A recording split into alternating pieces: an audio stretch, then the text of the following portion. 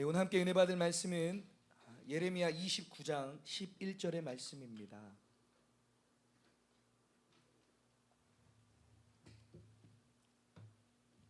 예레미야 29장 11절의 말씀입니다.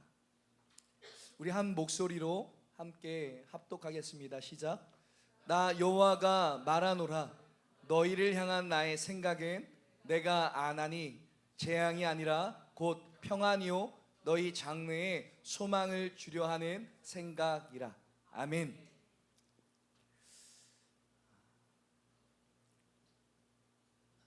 권사님이신가요? 오늘 말씀의 제목을 정하면 어떻게 정하면 좋을까요?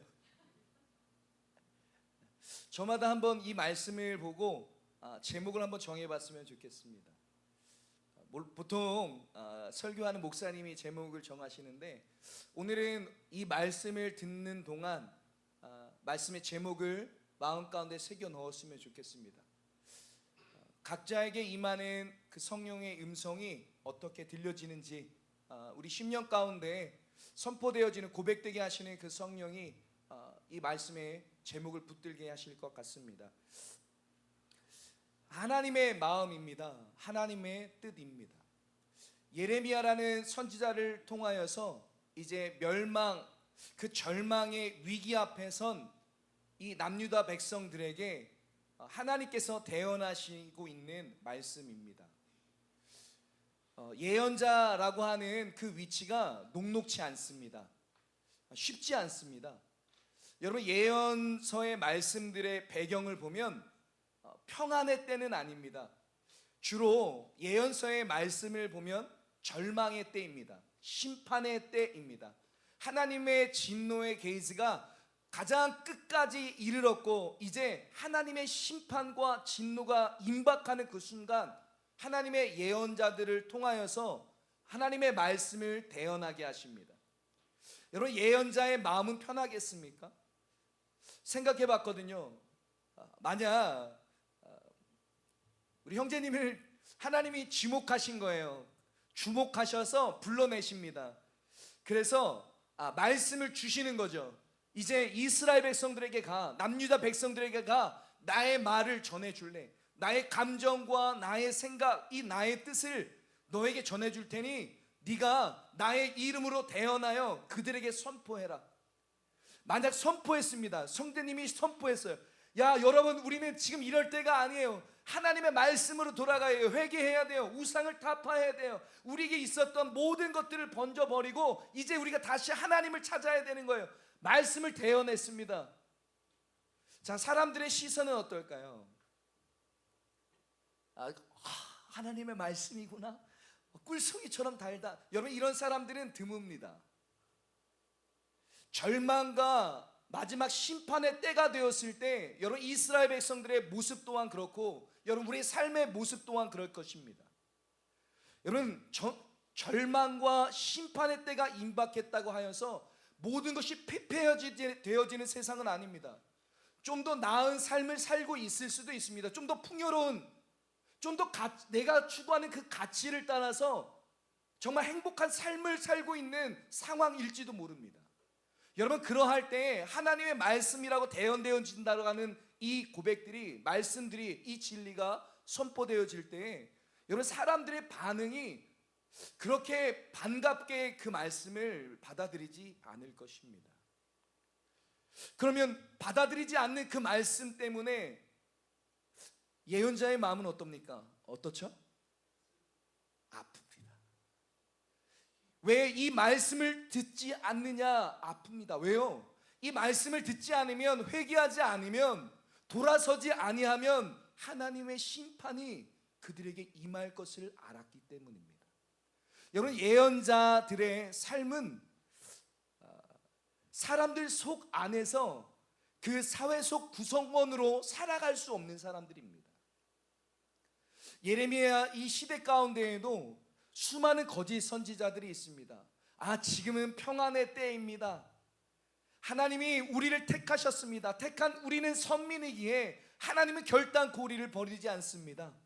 북이스라엘은 멸망하였지만 결단코 남유다 우리는 멸망하지 않고 하나님의 기사와 이적과 초자연적인 능력으로 우리를 구원하실 것입니다. 여러분, 두려워하지 마십시오. 하나님은 재앙이 아닙니다.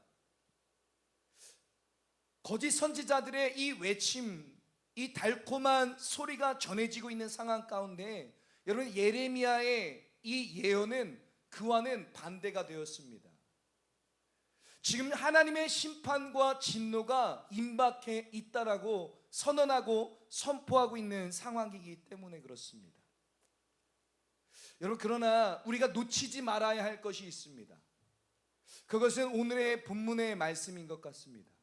나 여호와가 말하노라, 너희를 향한 나의 생각은 내가 안하니 재앙이 아니라 곧 평안이요 너희 장래에 소망을 주려 하는 생각이라. 엘리야나 엘리사 같은 이 선지자 예언자는 하나님의 기적을 동반했습니다. 그러나 이 예레미야에 나오는 말씀들을 봤을 때 여러분, 예레미야를 통하여서는 하나님의 그 초자연적인 기적과 이적은 없습니다. 예레미야가 구덩이에 넘겨지며 감옥에 갇히며 사람들의 수군거림의 이 소리들과 비난의 소리들 여러분 들어야만 했던 선지자입니다. 그러함에도 불구하고 하나님, 나 이제 더 이상 저 이스라엘 백성들을 향해서, 하나님의 백성들을 향해서 이제 대언하지 않으랍니다. 하나님, 나의 마음도 아프고 돌아서지 않는 저들을 향해서, 변화되어질 것 같이 보이지 않는 저들을 향해서 이제 저도 지쳐갑니다. 그러나 하나님의 말씀이 또다시 예레미야에게 임할 때 이 말씀을 전하지 않고서는 견딜 수 없는 마음을 하나님께서 주십니다. 여러분, 하나님이 왜 이 마음을 주실까요? 예언자들에게, 선지자에게 이 하나님의 마음을 왜 주실까요? 여러분, 만약 하나님이 이 남유다 백성들도 멸망시키기로 작정하셨다면 여러분, 예언자를 보내지 않습니다. 그냥 가서 한 대 치면 되는 거죠. 예언자를 보내는 이유는 무엇입니까? 하나님의 마음을 알아 돌이키라고 하는 것입니다. 하나님의 말씀을 대언하는 이유는 이제 회개하고 하나님 품으로 돌아와 그들이 섬기고 있는 헛된 우상들을 버리고 참된 신, 참된 왕, 그 하나님께로 다시 돌아오라고 하는 하나님의 간절한 호소이며 하나님의 진실 어린 마음이라고 하는 것입니다. 여러분, 예레미야는 어떤 사람입니까? 1장 1절부터 한번 볼까요? 예레미야는 이런 사람입니다. 베냐민 땅 아나돗의 제사장 중 힐기야의 아들 예레미야의 말이니라. 여러분, 예레미야는 어디 사람이에요? 베냐민 지파의 사람입니다. 여러분, 야곱의 12 아들 가운데 가장 막내 이름이 베냐민이었고 가장 작고 왜소한 지파가 베냐민입니다. 베냐민 지파 가운데 있는 사람, 여러분, 예레미야는 큰 지파에서 나온 어떤 훌륭한 사람은 아닙니다. 많은 사람들이 주목하였고, 와, 저 사람 정도라면 하나님께 쓰시기에 합당한 그릇일 거야 라고 생각조차 할 수 없는 사람, 여러분, 그 사람이 예레미야입니다. 또한 그의 고향 땅 어디입니까? 아나돗입니다. 여러분, 아나돗이라고 하는 이 지역명이 굉장히 중요하죠. 제가 경기도 이천 출신이거든요. 이천 하면 떠오르는 게 있습니까? 쌀. 네. 쌀과 도자기. 제가 어떻게 살았는지 대충 아시겠죠? 저 농촌에서 살았어요. 지역의 명칭, 이것을 아는 이유가 왜 중요하냐면 그 지역 가운데 있는 스토리가 있기 때문입니다. 여러분, 아나돗이라고 하는 이 지역 가운데 스토리가 있습니다. 여러분, 이 아나돗이라고 하는 곳은 다윗 시대에 두 명의 아주 훌륭한 제사장이 있습니다. 사독과 아비아달입니다. 여러분, 사독은 하나님의 말씀 앞에 서게 됩니다. 그러나 이 아비아달은 아도나이라고 하는 이 거짓된 왕, 내가 스스로 왕이 될 거야, 내가 가장 높은 자리에 앉을 거야, 그런 왕을 추종하며 따랐던 제사장입니다. 결국 솔로몬이 왕위에 등극하면서 이 아비아달을 망명 보냅니다. 그 땅이 바로 이 아나돗입니다. 버림받은 곳입니다. 많은 사람들이 흠모할 만한 땅이 아닙니다. 배제되어져 있는 곳입니다. 변방입니다. 여러분, 베냐민 땅 아나돗입니다. 그리고 제사장 중 힐기야입니다. 여러분, 이 에레미야의 아비의 이름이 힐기야입니다. 힐기야가 어떤 사람인지는 잘 모르지만 그는 제사장이었습니다. 그런데 성경 어느 곳에도 예레미야가 이 제사장직을 맡았다라고 하는 구절이 없습니다. 여러분, 다시 말하면 제사장의 아들은 제사장으로 이루어져야 합니다. 그대로 세습이 되어져야 합니다. 그게 구약의 말씀입니다. 그러나 여러분, 예레미야는 제사장직을 감당했던 사람이 아닙니다. 왜 감당할 수 없었을지 성경이 기록하고 있진 않지만 여러분, 우리는 추측해 볼 수 있습니다.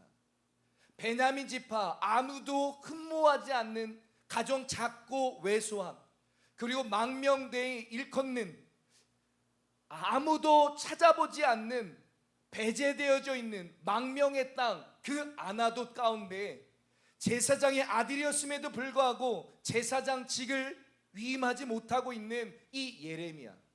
여러분, 예레미야 어떻게 생각되어집니까? 이거는 예레미야는 정말로 훌륭해서 좋은 금그릇 같아서 하나님이 특정해서 사용한 사람이 아니다라고 하는 겁니다. 여러분, 아나돗 사람이 예레미야가 예언할 때 예레미야의 말을 듣겠습니까? 여러분, 남유다 백성들이 이 예레미야의 말을 청종하겠습니까? 여러분, 하나님께서 예레미야에게 임하였을 때, 하나님의 말씀을 그에게 대언되게 하셨을 때 하나님의 손이 그 입술에 대어 나의 말을 내 입에 두노니 나의 말을 전하라. 너는 더 이상 아이라 칭하지 말라. 내가 가라 하는 곳으로 가 나의 말을 전하라. 작고 연약한 예레미야였지만, 아무도 찾아보지 않는 미세한 사람이었지만 하나님께서 불렀고 사용하실 때, 여러분, 마지막 그 심판과 절망의 때에 하나님께 붙들림 받은 한 사람을 통하여서 하나님의 말씀이 대언되어지는 것입니다. 여러분, 이스라엘 백성이 그 절망과 심판의 시기로 가는 이 상황 앞에서 예레미야서는 그 두 가지 죄악에 대해서 이야기합니다. 2장 13절의 말씀을 한번 합독해 보겠습니다. 시작.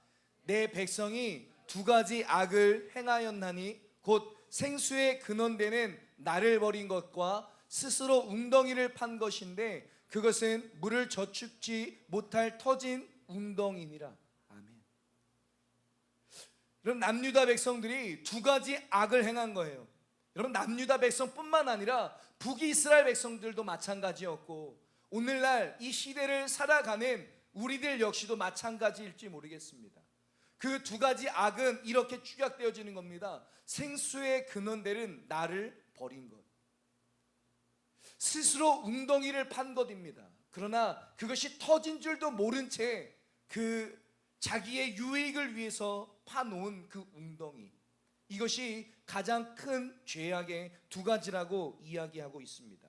여러분, 다시 말하면 생수의 근원되는 하나님을 버렸다라고 하는 이야기는 무엇입니까?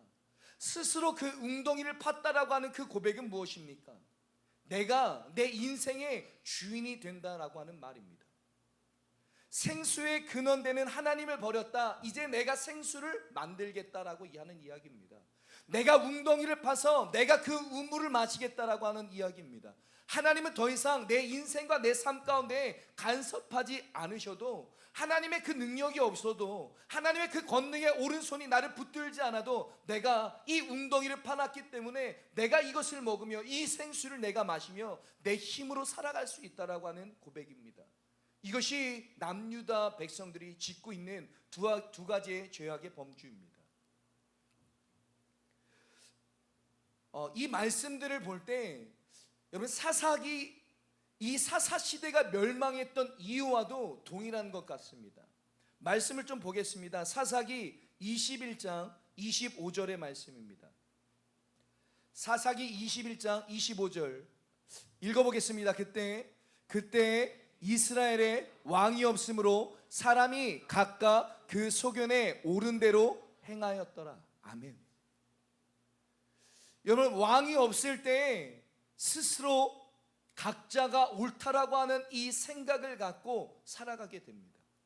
다시 말하면 마음 가운데 왕이신 하나님, 왕이신 예수님이 없고 이 마음의 왕자의 자리 가운데 내가 왕이 되어 나의 주관적인 생각과 내가 옳다라고 하는 가치를 들고 살아가는 것이라고 하는 것입니다.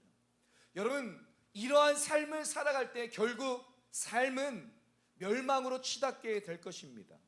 하나님이 왕이 아니시며 주님의 주권과 통치하심이 없는 하나님의 나라가 상실되어질 때 여러분, 세상은 패망으로 일컫게 될 것이고 우리의 삶 역시도 피폐해져 가게 될 것입니다.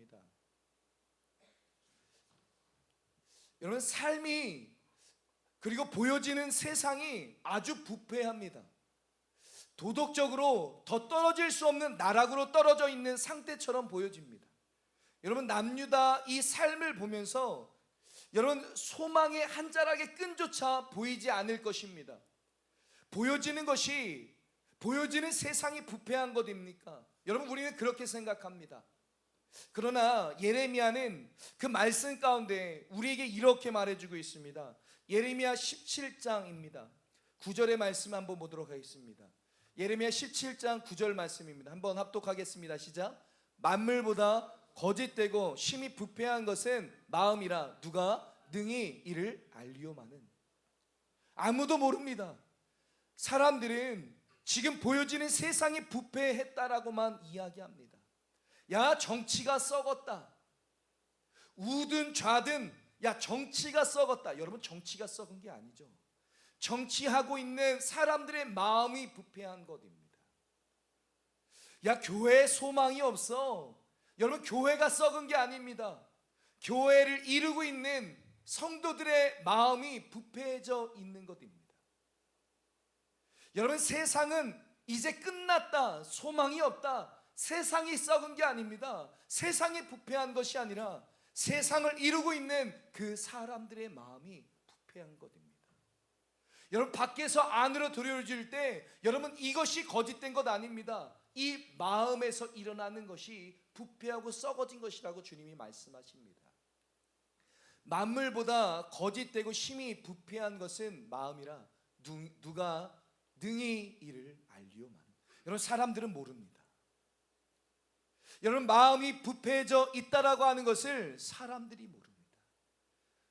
하나님이 가르쳐 주시지 아니하면 사람들은 모릅니다. 예레미야를 통해서 대언되어지지 아니하였으면 남유다 백성들은 자신들의 마음이 부패해져 있다라고 하는 고백이 일어나지 않습니다. 여러분, 가장 중요한 것은 마음입니다.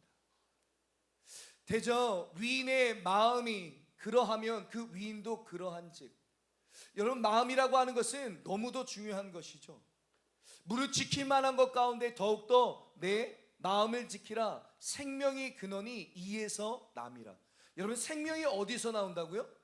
마음에서 나옵니다. 여러분, 마음이 어떠하냐에 따라서 사람의 됨됨이가 그러합니다. 마음이 어떠함에 따라서 그 사람의 방향과 삶의 척도가 달라집니다. 너희 마음에 이 마음을 품으라. 그리스도 예수의 마음이니. 여러분, 마음 가운데 예수 그리스도의 마음을 품으라고 이야기합니다. 왜냐하면 여러분, 예수 그리스도의 마음이 아닐 때 그 마음엔 여전히 내가 왕이 되기 때문입니다. 생수의 근원되는 하나님 주 예수 그리스도를 버리고 스스로 판 웅덩이, 여러분, 내가 주인이 되어지는 그 삶을 이 마음으로 시작하는 것입니다.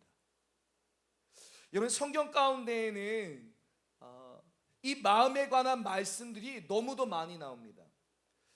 로마서 12장 2절 말씀 보도록 하겠습니다. 우리가 너무도 잘 알고 있는 말씀들입니다. 너희는 이 세대를 본받지 말고 오직 마음을 새롭게 함으로 변화를 받아라. 여러분, 질문 한번 해볼까요? 어떻게 마음을 새롭게 합니까? 여러분, 부패한 나의 마음을 어떻게 새롭게 하시겠습니까? 마음을 새롭게 함으로 변화를 받아 하나님의 선하시고 기뻐하시고 온전한 뜻이 무엇인지 분별하도록 하라. 여러분, 명철이라고 하는 이 분별, 하나님의 선하시고 기뻐하시고 온전한 뜻을 알기 위해서는 마음에 변화가 있어야 합니다. 여러분, 마음이 변화되지 아니하면 하나님의 온전한 뜻을 알 길은 없습니다. 여러분, 마음을 어떻게 새롭게 합니까? 제가 좀 마음 먹으면 마음은 새롭게 될까요? 야, 오늘 마음을 좀 새롭게 해야겠다, 내가 생각하면 마음이 새롭게 되어집니까? 하나님, 마음을 새롭게 해주십시오 기도하면 마음이 새롭게 되어집니까? 굳은 마음을 제거하시고 부드러운 마음을 주는 것은 성령 하나님입니다. 믿으십니까? 아멘. 여러분, 마음은 내 스스로 바꿔낼 수가 없습니다. 예수님의 비유 가운데 말씀의 씨앗이 뿌려집니다. 마음에 4가지의 밭이 있습니다. 말씀의 씨가 뿌려질 때 길가밭에 떨어집니다. 돌밭에 떨어집니다. 가시밭에 떨어집니다. 그리고 좋은 옥토밭에 떨어집니다. 여러분, 어느 곳에서 열매가 맺어집니까? 이거 대답해 주셔도 돼요. 자, 1번 길가밭, 2번 돌밭, 3번 가시나무밭, 4번 돌밭. 그러니까 말씀하지 마시고 손가락으로 하시면 돼요. 자, 힌트 드리겠습니다. 자, 어떤 밭입니까? 4번입니다.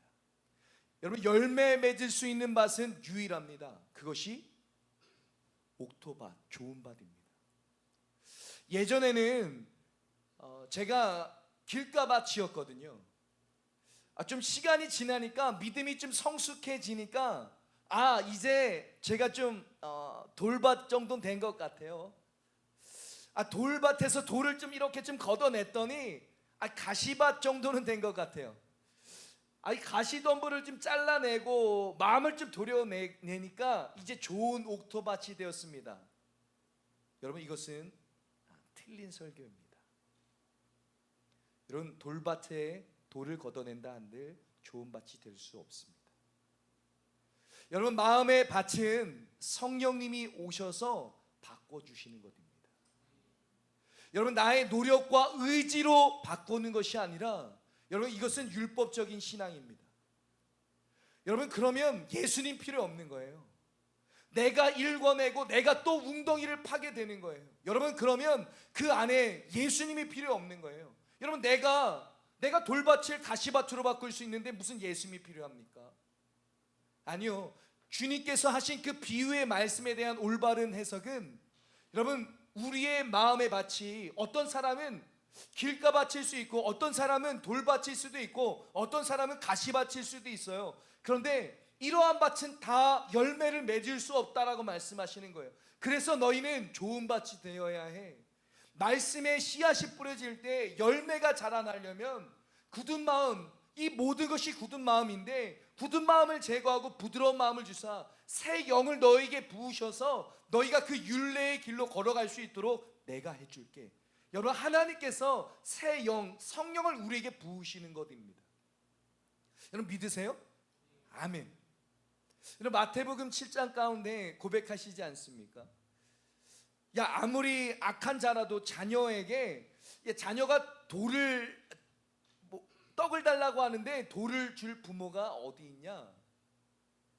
생선을 달라고 하는데 뱀을 줄 부모가 어디 있냐? 하물며 아무리 악한 자라도 자녀에게 좋은 것을 줄 줄 알거든 하늘 아버지께서 너희에게 좋은 것을 주시지 않겠느냐? 여러분, 좋은 것은 무엇입니까? 누가복음의 누가는 이 좋은 것을 성령이라고 이야기합니다. 아무리 악한 자라도 자녀에게 좋은 것을 줄 줄 알거든 하늘 아버지께서 너희에게 성령을 주시지 않겠느냐? 여러분, 하나님께서, 예수님께서 이 땅 가운데 오셔서 우리에게 성령을 선물로 주십니다. 우리에게 주시는 가장 큰 보배로운 선물은 성령입니다. 성령이 우리에게 필요한 이유는 우리의 마음이 변화를 받을 수 있기 때문입니다. 진리의 영이신 성령이 우리 안에 내주하실 때 여러분, 우리의 마음이 바뀌어집니다. 우리 굳어진 그 마음이 부드러운 마음이 되어집니다. 볼까요? 아브라함이 75세에 하나님으로부터 부름을 받습니다. 말씀을 따라갔습니다. 하란 땅을 떠나 갈대아 우르 숲을 지나 하란 땅을 떠나서 이제 하나님의 약속의 땅, 가나안 땅 가운데 이르게 됩니다. 여러분, 이 믿음은 큰 믿음일까요? 적은 믿음일까요? 제가 생각했을 때 이거 굉장히 큰 믿음입니다. 본토 친척 아비집을 떠난다라고 하는 것은 굉장히 큰 믿음입니다. 하나님의 말씀을 따라갑니다. 그것도 갈 바를 알지 못합니다. 어디로 가야 할지 모른 채 하나님의 말씀을 따라갔던 아브라함, 굉장히 큰 믿음이죠. 75세에 하나님께서 찾아오셔서 내가 너로 큰 민족을 이루게 할 거야, 내가 복의 근원이 될 거야. 시간이 흐릅니다. 아들 한 명이 없는 거죠.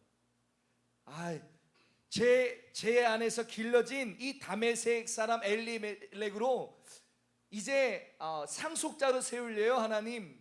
그때 하나님이 장막 밖으로 아브라함을 불러내시며 여러분 하늘을 보게 하십니다. 별들을 보게 하십니다. 너의 자손이 이와 같을 것이라고 했을 때 아브라함이 이것을 믿습니다. 하나님이 그 믿음을 보시고 그를 의롭게 여기십니다.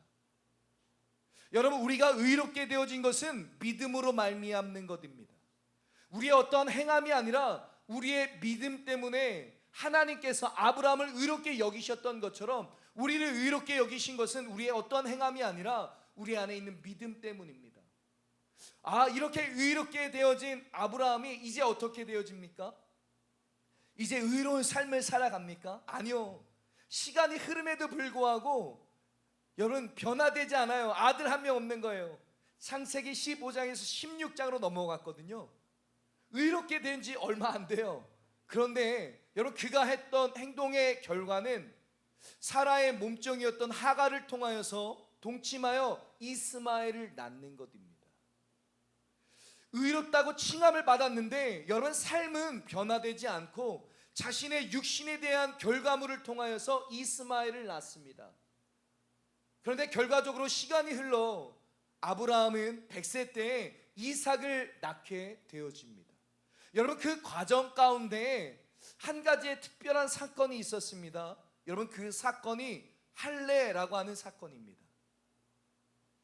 아브라함을 불러서 하나님께서 할례를 행하십니다. 여러분 할례라고 하는 것은 매우 중요한 것입니다. 마음 가운데 믿어 의롭게 되어진 사람들이 이제 그 의로운 삶으로 나가기 위해서는 할례라고 하는 것이 필요합니다. 언약의 표징이 필요합니다. 여러분 할례는 육신에 행하는 것이 아니라 마음에 행하는 것이라고 고백합니다. 예레미야 선지자뿐만 아니라 사도 바울 역시도 로마서를 통하여서 여러분 마음에 행하는 할례가 진짜 할례라고 이야기합니다. 육신에 행하는 할례를 갖고 내가 할례파야 이랬던 이 빌립보서의 말씀 가운데 마음에 행하는 할례를 가진 자들이 진정으로 할례당 할례파라고 고백하였듯 여러분 마음 가운데 할례를 행하시는 하나님입니다. 여러분 이 할례라고 하는 것은 나의 죽음에 대한 예표입니다. 자기 부인입니다. 예수님께서 제자들을 향해서 말씀하시거든요. 너희가 나를 따라오려거든 너희 자신을 부인하고 너의 십자가를 지고 나를 따라와라. 그렇지 않으면 따라올 수 없는 길이라고 이야기합니다. 여러분 자기를 부인하는 것이 자기의 십자가를 진다는 것이 여러분 마음 가운데 할례를 행하는 것입니다. 내가 예수 그리스도와 함께 십자가에 못 박혀 죽어졌다라고 하는 믿음의 고백이 이 마음에 행하는 할례입니다. 나의 십자가를 지고 따라간다라고 하는 것이 이제 육신의 것을 쫓는 사람이 아니라 이제 하나님의 그 진리의 영, 그 가르침을 따라 성령을 따라 행한다라고 하는 그 믿음에 대한 고백입니다. 여러분 마음이 변화를 받아야 합니다. 마음이 변화를 받지 아니하면 여러분 여전히 우리는 그 탐심 가운데 쌓여질 것입니다. 여러분 마음의 변화를 받지 아니하면 하나님의 그 선한 뜻과 온전한 그 길이 어디 있는지 분별할 수 없을 것입니다. 성령이 우리 안에 오셔서 행하시는, 내주하셔서 행하시는 그 가장 주된 행위는 마음에 행하시는 할례입니다. 예수 그리스도와 십자가에 죽었다라고 하는 믿음의 고백을 갖게 하실 것입니다. 여러분, 어떠한 행함이 아니라 내 마음에 대한 믿음의 고백을 갖게 하실 것입니다. 그리고 나를 통하여서 이제 예수 그리스도가 주인 되어 주시는 그 삶을 살 수 있도록 우리 가운데에 찾아오시는 것입니다. 말씀 좀 마무리하도록 하겠습니다. 로마서 8장 4절의 말씀입니다. 로마서 8장 4절의 말씀입니다. 굉장히 피곤하시죠? 말씀 빨리 마무리하도록 하겠습니다. 함께 우리 합독해 보겠습니다. 시작. 육신을 쫓지 않고 그 영을 쫓아 행하는 우리에게 율법의 요구를 이루시게 하려 하심이니라. 아멘. 제가 다시 한번 읽어볼게요. 육신을 쫓지 않고 그 영을 쫓아 행하는 우리에게. 여러분, 성령이 우리 안에 내주하실 때 여러분, 진리의 영이 우리의 삶을 이끌어 갑니다. 사실은 내가 쫓는 게 아니에요. 그 성령을 통하여서 그 은혜가 그 진리를 따라가게 합니다. 내가 율법을 지키려고 하는 삶이 아니라, 그래서 내가 의로워지려고 하는 삶이 아니라, 진리의 영이신 성령이 내 안에 오셔서 나에게 말씀하시고 깨닫게 하신 이 레마의 이 진리의 말씀들을 통해서 율법의 요구가 이루어지는 삶을 살게 하시는 것입니다. 여러분, 육신을 쫓는 자는 육신의 일을, 영을 쫓는 자는 영의 일을 생각합니다. 여러분, 육신을 쫓는 자의 그 삶의 결과는 사망입니다. 영의 생각은 생명과 평안입니다. 예레미야를 통해서 예언합니다. 내가 너에게 주려고 하는 것은 재앙이 아니라 평안이다. 여러분, 무슨 말씀을 하고 싶은 겁니까? 하나님께서 남유다 백성들에게 무슨 말씀을 하고 싶어 하십니까? 하나님께서 오늘날의 교회에게 무슨 말씀을 하고 싶어 하십니까? 정직과 도덕의 기준의 가치가 그 땅 아래로 실추되어졌고 떨어져 있는 이 교회를 향해서 세상 사람들조차 소망을 두지 않는 교회를 통해서 하나님께서 우리들의 삶 가운데 무엇을 말씀하십니까? 너 진짜 그러다 너 진짜 큰 코 다친다. 여러분, 겁주시려고 하는 게 아니라 하나님의 진솔한 그 마음은, 그 외침은 평안입니다. 여러분, 우리에게 평안을 주시며 우리 가운데 생명을 주시기 원하는 하나님입니다. 그러나 여러분, 그 평안은, 그 생명은 가질 수가 없는 것입니다. 여러분, 생명을 주시기 위해서, 평안을 주시기 위해서 예수 그리스도를 이 땅 가운데 보내신 것 아닙니까? 내가 주인 되어 살아가는 인생 가운데 찾아오게 하시는 이 복음을 통하여서 나를 구원하셨을 뿐만 아니라 이 복음의 능력되게 하시기 위해서 복음의 주체자이신 예수가 내 안에 왕 되시려는 것 아닙니까? 생수의 근원되는 하나님을 버리는 행위가 아니라 생수의 근원되는 예수 그리스도를 모시며 살아가게 하는 것 아닙니까? 스스로 파는 그 웅덩이, 스스로 파는 그 행위를 멈추고 이제 왕 되신 예수를 따라가겠노라고 성령을 붙들며 성령을 인정하며 성령을 내주하시는 그 성령을 따라 행하는 것 아니겠습니까? 여러분, 도적이 온 것은 도적질하고 죽이고 멸망시키려는 것뿐이지만 예수님이 오신 것은 양으로 생명을 얻게 하고 생명을 더 풍성하게 하는 것입니다. 우리 안에 하나님의 생명이 있다면 여러분, 우리는 생명을 풍성하게 누릴 수 있는 삶으로 나가야 합니다. 이것이 하나님의 본질된 마음입니다. 이것이 하나님의 가장 깊은 뜻입니다. 참 죄송한데 제 자녀가 저기 있는데 자고 있네요. 저희는 제 자녀들이 잘 됐으면 좋겠습니다. 여러분, 잘 된다라고 하는 표현이 좋은 친구들을 만나고 좋은 학교에 들어가고 좋은 직장에 들어가는 것 아닙니다. 전 제 자녀들이 예수 그리스도를 왕으로 모시며 그 성령의 인도함을 받는 하나님의 나라를 누리는 풍성한 삶을 살았으면 좋겠습니다. 여러분, 하나님이 남유다 백성들을 향해서 오늘날 교회들을 통하여서 우리들의 삶을 통하여서 말씀하는 것입니다. 예레미야를 통해서 선포하는 것. 여러분, 가장 부패한 것은 마음입니다.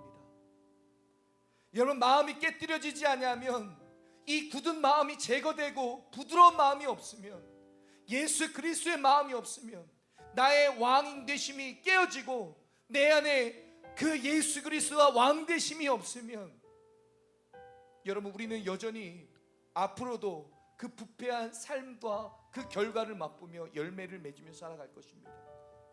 여러분, 그러나 우리 인생 가운데 여러분, 하나님이 우리를 그냥 버려두지 아니하시고 성령을 보내주셔서 정말 우리 안에 예수 그리스도가 왕되게 하시는 것입니다.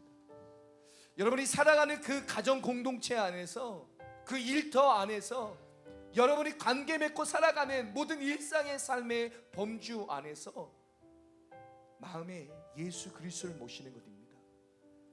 예수님이 나의 구원자일 뿐만 아니라 나의 주인 되시며 왕 되심을 믿음으로 선포하는 것입니다. 여러분, 그러할 때 우리가 성령의 인도함을 받아 율법의 요구가 이루어지는 그 하나님의 나라, 생명을 풍성하게 하는 그 삶으로 나아갈 수 있을 것 같습니다.